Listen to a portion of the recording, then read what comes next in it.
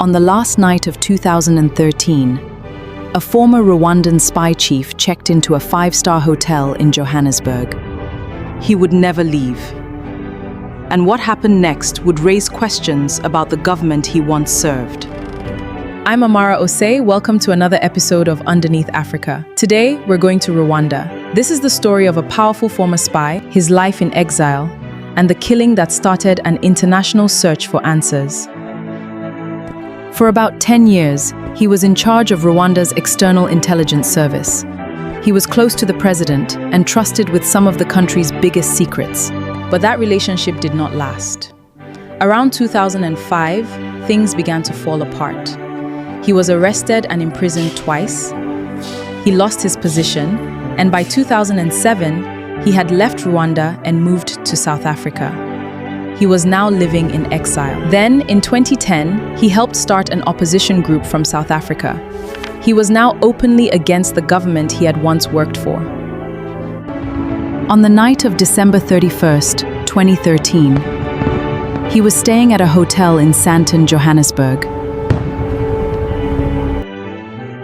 The next morning, January 1st, 2014, he was found inside the room. Something had gone terribly wrong overnight. He was unalive. Word of what happened spread quickly. Whoever was responsible had left quietly, even placing the Do Not Disturb sign on the door on their way out. And almost immediately, his family and people close to him began pointing back to Rwanda. South African police opened a murder investigation. Within days, police said they had identified 4 suspects. All 4 were Rwandan nationals. But after that, the case went quiet, for years. Almost 6 years later, authorities called for a formal inquest into his death. A South African judge later said the suspects were known to the authorities, and there was no need for the case to continue any further at that stage. Investigators had also reached a serious conclusion.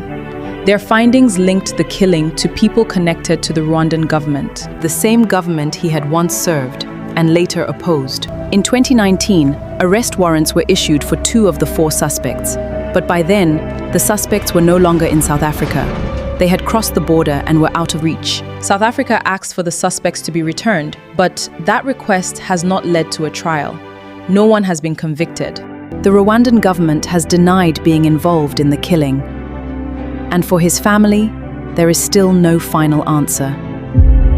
More than 10 years later, there are still questions about what really happened that night. Was everything possible done to get justice for him? Or did the case slowly get pushed aside? I'll leave that for you to think about.